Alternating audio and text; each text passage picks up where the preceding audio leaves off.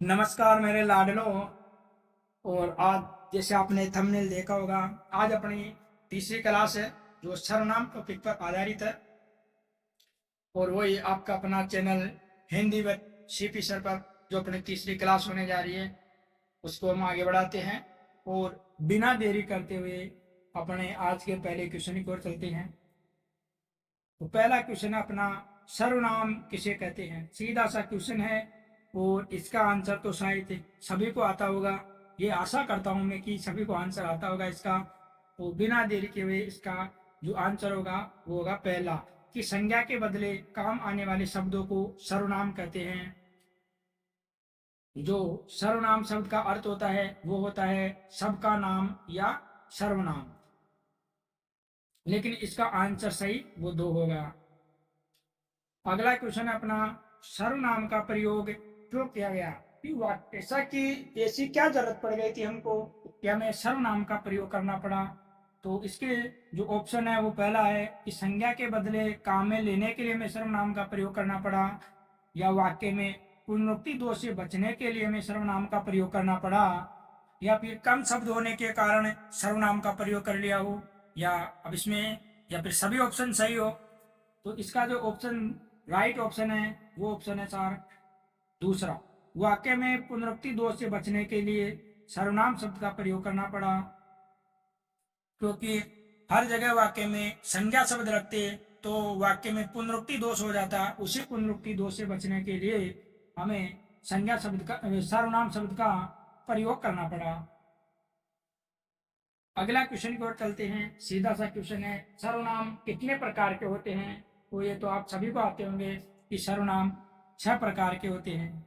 सर्वनाम 6 प्रकार के होते हैं। कौन कौन से होते हैं देखिए कमेंट में बताइए आप लोग, किस किस को याद है। नहीं हो तो आज की क्लास देखने के बाद में ये पक्का समझ लो कि आप लोग सर्वनाम पूरी जिंदगी में नहीं भूलोगे।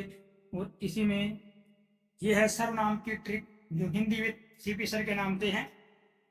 और सीधी सी ट्रिक है अपनी, सीधे से हम हैं और सीधी बात नो बकवास पे हम काम करते हैं, इसलिए सीधी ट्रिक पढ़ते हैं। पुरुष अनिश्चय निश्चय जान निज संबंध पर्सन पहचान, तो इनको काट दो और ये आपके 6 सर्वनाम। पहला हो गया पुरुषवाचक सर्वनाम, दूसरा अनिश्चयवाचक सर्वनाम, तीसरा निश्चयवाचक, चौथा निजवाचक सर्वनाम, पांचवा संबंधवाचक सर्वनाम, और ये आपका छठा पर्सनवाचक सर्वनाम। तो इसी के साथ एक बार फिर दोहराते हैं अपनी ट्रिक है, पुरुष अनिश्चय निश्चय जान निज संबंध पर्सन पहचान। यह आपके 6 सर्वनाम हो गए। जिसने ये ट्रिक पढ़ ली वो अपने जीवन में कभी भी इन 6 सर्वनामों को नहीं भूलेगा। इसी के साथ अगले क्वेश्चन देखते हैं हम लोग। पुरुषवाचक जो सर्वनाम पढ़ते हैं हम लोग, जिसे हम पहला सर्वनाम कह सकते हैं, वैसे कोई कर्म नहीं है इनका, कोई सा पढ़ सकते हो आप पहले, लेकिन अधिकतर पढ़ने के हिसाब से बता रहा हूं। तो पुरुषवाचक सर्वनाम के तीनों पुरुषों का सही क्रम कौन सा है? पुरुषवाचक सर्वनाम में हम पढ़ते हैं ना, मध्यम पुरुष, उत्तम पुरुष और अन्य पुरुष। तो इन तीनों पुरुषों का क्रम, सही क्रम कौन सा है वो आपको बताना है कि ऑप्शन ए सही है, ब सही है, स सही है या द सही है। तो इसमें जो ऑप्शन सही है वो ऑप्शन सही है ब। अन्य पुरुष को ही प्रथम पुरुष कहा जाता है, फिर उसके बाद में मध्यम पुरुष आता है और फिर उत्तम पुरुष आता है। पुरुषवाचक सर्वनाम में तीनों पुरुषों का सही क्रम यही है, अन्य पुरुष, मध्यम पुरुष और उत्तम पुरुष है।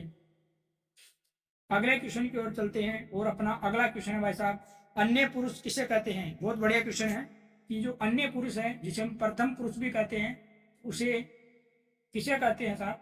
तो उसका जो ऑप्शन है, पहला ऑप्शन है कि वक्ता को अन्य पुरुष कहते हैं, या श्रोता को, सुनने वाले को अन्य पुरुष कहते हैं, या जिसके बारे में बात की जाए उसे अन्य पुरुष कहते हैं, या फिर बात सुनने वाले को अन्य पुरुष कहते हैं।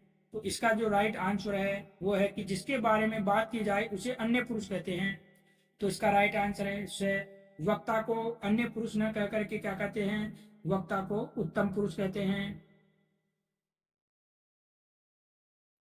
श्रोता को मध्यम पुरुष कहते हैं। बात सुनने वाला, और बात सुनने वाला वही होता है वक्ता आपका, तो ये हो गया मध्यम पुरुष। वक्ता, इसको बात कहने वाला भी कह सकते हैं हम लोग, वक्ता को बात कहने वाला।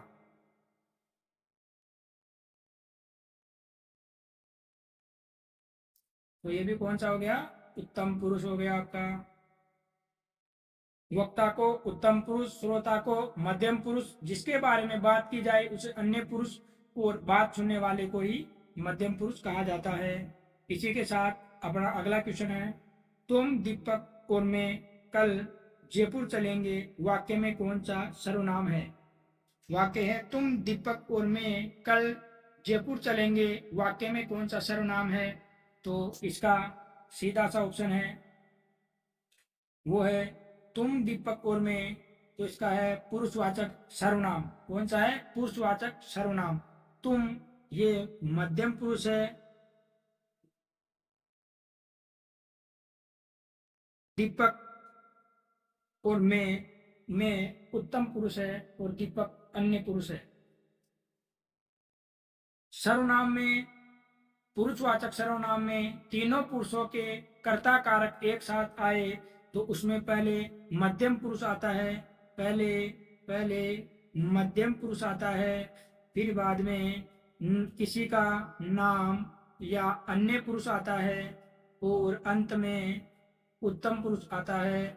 ये भी नोट डाउन करके रख लो कि पुरुषवाचक सर्वनाम में तीनों पुरुषों के कर्ता कारक एक साथ हो तो सबसे पहले मध्यम पुरुष का प्रयोग होता है, फिर किसी का नाम या अन्य पुरुष होता है, और सबसे अंत में उत्तम पुरुष का प्रयोग होता है। और उसी कड़ी में आपके सामने ये वाक्य दिया गया है, और यही वाक्य शुद्ध है कि तुम मध्यम पुरुष, किसी का नाम आ गया या अन्य पुरुष कह सकते हो दीपक, और मैं उत्तम पुरुष कल जयपुर चलेंगे, और ये तीनों पुरुष पुरुषवाचक सर्वनाम में प्रयुक्त होते हैं, इसलिए इसका आंसर होगा पुरुषवाचक सर्वनाम। अगला क्वेश्चन है, तुम कब जाओगे, वाक्य में कौन सा सर्वनाम है। तुम कब जाओगे, वाक्य में कौन सा सर्वनाम है। प्रश्नवाचक है, निजवाचक है, संबंधवाचक है, या पुरुषवाचक है। तो शायद पिछले वाले क्वेश्चन से इसका आंसर आ गया होगा आपको कि तुम कब जाओगे, इसमें पुरुषवाचक सर्वनाम है। अगला क्वेश्चन है, बहुत बढ़िया क्वेश्चन है साहब इसका। डॉक्टर अर्जुन सिंह हिंदी पढ़ाते हैं, आप हिंदी विभाग के अध्यक्ष है, रेखांकित पद है, रेखांकित पद इसमें आपको दिख गया होगा, बोल्ड आप, ये है रेखांकित पद। इसमें जो है आप रेखांकित पद है, ये क्या है, मध्यम पुरुष है, अन्य पुरुष है, निजवाचक है, या संबंधवाचक है। तो इसका आंसर होगा, वो होगा अन्य पुरुष। पुरुषवाचक सर्वनाम का अन्य पुरुष माना जाता है। इसमें भी आप नोट डाउन करके लिख सकते हो, या फिर शायद आपने गाइडों में पढ़ लिया होगा कि किसी का परिचय कराते समय जो आप शब्द का प्रयोग होता है वो अन्य पुरुष के अंदर जाता है। अगला क्वेश्चन अपना बहुत बढ़िया क्वेश्चन है, जो मेहनत करेगा वो सफल होगा, कौन सा सर्वनाम है। तो जो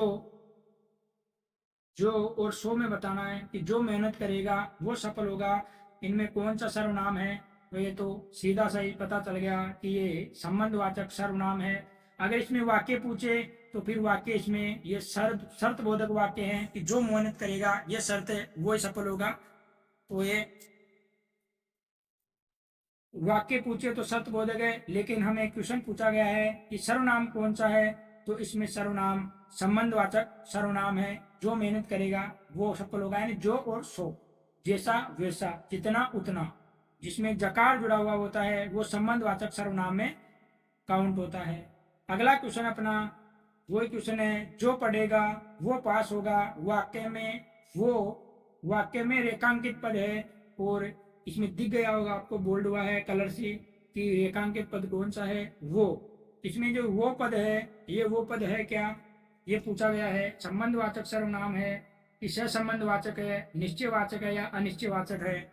तो शायद आपने बता दिया होगा, लेकिन इसका आंसर है वो सहसंबंधवाचक है, क्योंकि संबंधवाचक सर्वनाम में ही आता है ये, लेकिन संबंधवाचक सर्वनाम जो है और वो जो इसके साथ आता है वो सहसंबंध वाचक सर्वनाम होता है। वैसे अलग से सहसंबंध वाचक कोई सर्वनाम नहीं होता, बस ये संबंध वाचक के साथ आता है। जैसे जैसा, जैसा के साथ वैसा आता है, जैसा करोगे वैसा भरोगे, तो जैसा संबंध वाचक सर्वनाम है और वैसा सह संबंध वाचक सर्वनाम होता है। अगला क्वेश्चन है, निजवाचक सर्वनाम के शब्द है। ये तो सीधा सा क्वेश्चन है और सबको आता होगा, इसलिए बिना अपना समय गंवाए हुए इसका आंसर बता के आगे बढ़ते हैं कि निजवाचक, निज जो स्वयं के लिए प्रयोग होते हैं उसे कहते हैं निजवाचक। तो आप, स्वयं, ये निजवाचक है। जैसे मैं अपने आप खा लूंगा, वह स्वतः चला जाएगा, राजेंद्र स्वतः पढ़ लेगा, ये निजवाचक सर्वनाम है। मैं और तुम पुरुषवाचक में आते हैं, यह वह पुरुषवाचक में भी आते हैं, पुरुषवाचक के अन्य पुरुष में और निजवाचक में भी आते हैं। अगला क्वेश्चन अपना बहुत बढ़िया क्वेश्चन है बेटा। और इन क्वेश्चनों में जो लगातार 2-3 क्वेश्चन आएंगे, इनमें अधिकतर आप लोगों के भ्रमित होने की संभावना होगी, तो इनको आराम से समझे और फिर आंसर दे कि यह मेज है वाक्य में सर्वनाम है। यह मेज है, इस वाक्य में कौन सा सर्वनाम है? पुरुषवाचक है कि निजवाचक है, निश्चयवाचक है, संबंधवाचक है? तो ये निश्चयवाचक सर्वनाम है। अब आपको ये लग रहा होगा कि यह तो पुरुषवाचक सर्वनाम का अन्य पुरुष में भी आता है, लेकिन वो अलग बात है, क्योंकि उसमें किसी के बारे में बात की जाती है और यहाँ ये मेज की निश्चितता प्रकट कर रहा है, इसलिए ये निश्चयवाचक सर्वनाम माना जाएगा। तो इसका आंसर क्या होगा? निश्चयवाचक सर्वनाम। अगले क्वेश्चन की ओर चलते हैं। वैसा ही क्वेश्चन है, बहुत बढ़िया है, और इसमें तो अभी तक आधी गाइडें, आधे टीचर, आधी कोचिंग है और आधे से ज्यादा विद्यार्थी भ्रमित है। इस क्वेश्चन में न जाने क्या है कि यह घर है, सही विकल्प का चयन कीजिए। तब तक इसे आधे तो सार्वनामिक बता देंगे, आधे निश्चय बताएंगे। वैसे इसका ऑप्शन है वो निश्चयवाचक होगा। इसी का अगला क्वेश्चन है कि कब ये सार्वनामिक विशेषण होगा और कब निश्चयवाचक होगा, ये आगे जाके क्लियर होगा। और अभी के लिए इसे नोट डाउन करें, जो आगे विशेष पढ़ाऊंगा उसे। और आने वाले बहुत ही जल्दी जो थोड़ी बेसिक क्लासेज होगी, उसमें एक बार में ऐसा क्लियर होगा कि पूरी जिंदगी में आप लोग कभी भ्रमित नहीं होगे। ये विशेष है, इसे बहुत ध्यान से पढ़े और नोट डाउन जरूर करें। जिसके भी निश्चयवाचक सर्वनाम और सार्वनामिक विशेषण में गलती होती है या फिर उसे सही से समझ में नहीं आया, अलग अलग छाटना नहीं आया, वो इस विशेष को जरूर नोट करें और समझने की कोशिश करें। निश्चयवाचक सर्वनाम के अपने कोई शब्द नहीं होते। जो हम निश्चयवाचक पढ़ते हैं उस सर्वनाम के अपने कोई शब्द नहीं होते। जो पुरुषवाचक सर्वनाम होता है उसके कारक चिन्ह रहित, जो कारक चिन्ह रहित शब्द है वो ही निश्चयवाचक के शब्द माने जाते हैं। इसीलिए यह वह आप लोग पुरुषवाचक के अन्य पुरुष में भी पढ़ते हो और यह वह निश्चयवाचक में भी पढ़ते हो, इसीलिए कंफ्यूजन ज्यादा बना रहता है। निश्चयवाचक के शब्द माने जाते हैं कौन से? पुरुषवाचक सर्वनाम के कारक चिन्ह रहित। जैसे कारक चिन्ह में आ गया मैं, हम, यह, वह, तू, तुम आदि जो शब्द है ये निश्चयवाचक के शब्द माने जाते हैं। निश्चयवाचक संज्ञा के स्थान पर आकर क्या करता है? संज्ञा की निश्चितता प्रकट करता है कि यह मेज है, यह घर है, यह लड़की है, यह गाड़ी है। ये निश्चितता प्रकट करता है। और जब ये निश्चितता पर आगे चलो, आगे पढ़ते हैं, उसमें आगे और आपको अच्छा समझाया हुआ है कि यह गाड़ी है, यह घर है, वह मेज है। ये सब क्या है? निश्चयवाचक सर्वनाम है। ये इनकी निश्चितता प्रकट कर रहा है कि यह गाड़ी है, निश्चितता है, यह घर है, ये निश्चित है, वह मेज है, वो निश्चित है। जब ये शब्द निश्चितता प्रकट करने की बजाय, जो यह वह, ये जो सर्वनाम शब्द है, ये निश्चितता प्रकट करने की बजाय उस संज्ञा शब्द की विशेषता बताने लग जाए, तब ये सार्वनामिक विशेषण कहलाते हैं। जैसे यह घर मेरा है कि यह मेरा घर है, कैसे भी आए, केवल ये घर की विशेषता बता रहा है, इस कारण ये कौन सा विशेषण होगा? सार्वनामिक विशेषण होगा। अब बहुत सारे यूट्यूबर, बहुत सारी गाइडें और बहुत सारे आपके कोचिंग के मास्टर ये बताते हैं कि यह घर मेरा है, तो इसमें तो कर दिया आप लोगों ने क्या कि घर और ये आ गया, तो ये हो गया वो निश्चयवाचक सर्वनाम। और यह मेरा घर है तो घर और मेरे के बीच में ये मेरा आ गया, इसलिए इसे कर देते हैं सार्वनामिक विशेषण। लेकिन वो सरासर गलत है। घर मेरा हो चाहे तेरा हो, अगर विशेषता बता रहा है तो विशेषण होगा, अगर निश्चितता प्रकट कर रहा है तो फिर वो सर्वनाम होगा। लेकिन जिनको खुद को समझ में नहीं आता वो दूसरों को क्या समझाएंगे। और इसी बात पे कबीर साहब की एक पंक्ति याद आती है कि जिनके गुरु भी आंधड़ा, चेला खरा निकंक, दोनों बूढ़िया धार में बीच में ही डूबंत। कि अब इसका अर्थ तो आप समझ गए होंगे, नहीं तो बहुत जल्दी जो अपनी एक सीरीज आने वाली है दद्दा सीरीज, जो आचार्य रामचंद्र शुक्ल है, हिंदी साहित्य के दद्दा ही है वो, उन्हीं के नाम से ट्यूशन की एमसीक्यू बेस सीरीज चलाएंगे। वो हिंदी साहित्य पे आधारित होगी। ऑल एग्जाम, कोई सा भी एग्जाम दो आप, आरपीएससी का, यूपीएससी का, कि कोई से भी अदर पीसीएससी का, जैसे हरियाणा हो गया, यूपी, टीजीटी, पीजीटी, जिसमें साहित्य लगा हुआ है उसमें सब में वो रामबाण साबित होगी और वो आचार्य रामचंद्र शुक्ल के इतिहास पर आधारित होगी। उसी के साथ ही अन्य वो बहुत सारे ग्रंथ हैं, जैसे हजारी प्रसाद द्विवेदी जी है, राम कुमार वर्मा, बच्चन सिंह है, और भी है, शिव कुमार की है। इन सभी ग्रंथों के आधार पर बहुत जल्दी आने वाले 2-5 दिन में एक सीरीज चलाएंगे हिंदी साहित्य की, दद्दा सीरीज। उसमें आपको बहुत सारी ऐसी बातें पता चलेगी जो बहुत पहले या पहली बार देखी होगी। तो आगे इसको पढ़ते हैं। जब ये शब्द निश्चितता प्रकट करने की बजाय विशेषता बताने लग जाते हैं तब ये सार्वनामिक विशेषण कहलाते हैं। जैसे यह घर मेरा है, तो यह मेरा घर है, ये विशेषता प्रकट कर रहा है यहाँ पर कि घर किसका है, मेरा तेरा है। तो विशेषता बताने के कारण ये सार्वनामिक विशेषण हो गया।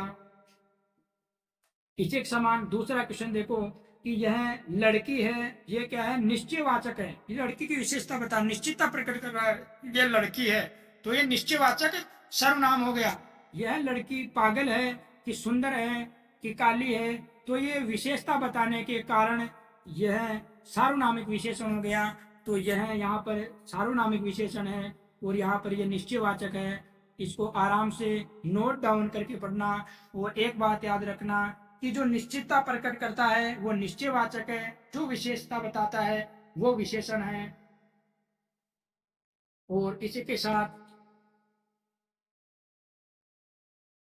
अगला क्वेश्चन है कि दरवाजे पर कोई खड़ा है, वाक्य में सर्वनाम है। कि दरवाजे पर कोई खड़ा है, इस वाक्य में कौन सा सर्वनाम है, तो शायद सीधा सा पता चल गया। कोई आने से कौन सा है, कोई, यानी दरवाजे पर कोई खड़ा है तो निश्चित नहीं है ना, तो सीधा सा है, इसमें अनिश्चयवाचक सर्वनाम होगा। कोई खड़ा है, कुछ है, कोई कुछ अनिश्चय में आता है। कि जैसे चाय में कुछ गिर गया है तो वो भी अनिश्चय में आता है। अगला क्वेश्चन है, बहुत बढ़िया क्वेश्चन है। मनीषा किसी से बात कर रही है, वाक्य में सर्वनाम है। मनीषा किसी से, देखो क्वेश्चन को आराम से पढ़ो और अच्छी तरीके से पढ़ो। क्वेश्चन पढ़ने में ही आधे आंसर निकल कर आ जाते हैं। मनीषा किसी से बात कर रही है, वाक्य में सर्वनाम है, तो ये अनिश्चयवाचक सर्वनाम है, क्योंकि पता नहीं है ना किसी से कर रही है, तो वो अनिश्चितता है, तो अनिश्चयवाचक सर्वनाम है। वैसे अनिश्चयवाचक सर्वनाम के कोई कुछ है और इसका किसी बनता है, कोई कोई कुछ कुछ और किसी न किसी, किसी से, ये अनिश्चयवाचक सर्वनाम के शब्द होते हैं। अगला क्वेश्चन है, इसी क्वेश्चन को थोड़ा सा मॉडिफाई कर दिया और इसका आंसर चेंज हो गया।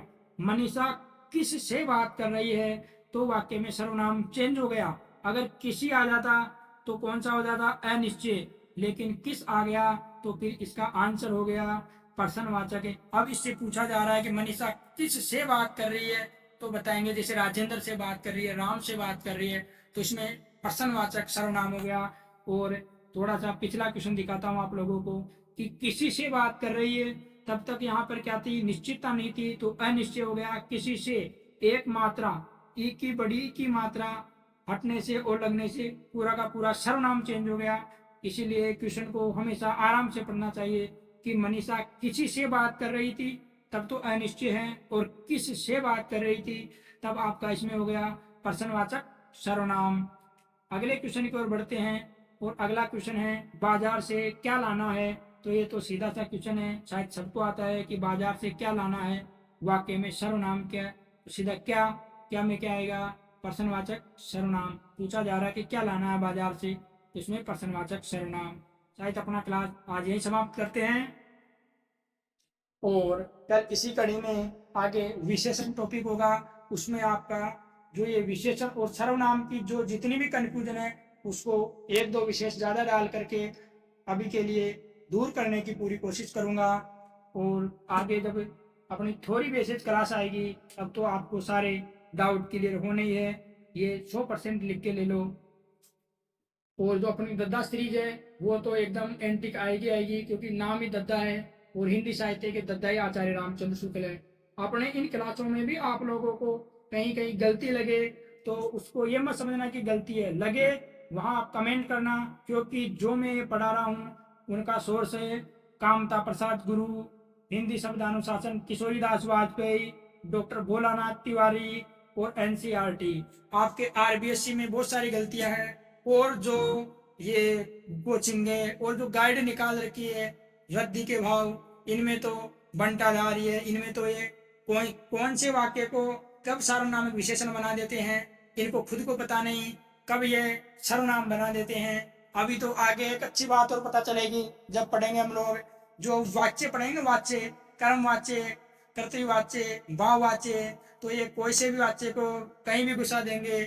लेकिन तब आप पहली बार देखना कितना सीधा एक लाइन में वाच्य की ऐसी ट्रिक बताऊंगा कि जिंदगी में कभी वाच्य ना तो गलत होगा और न ही आपको दोबारा पढ़ने की जरूरत होगी, और आपकी एनसीईआरटी और इन गाइडों कोचिंगों से बहुत अलग होगा। इसी के साथ आज का सेशन समाप्त करते हैं और माँ सरस्वती के चरणों में नमन करते हैं, और पढ़ते रहिए। और आपका चैनल है इसे सब्सक्राइब कराइए, और नहीं कराइए तो आपकी मर्जी, बस आप तो पढ़ते रहिए। धन्यवाद।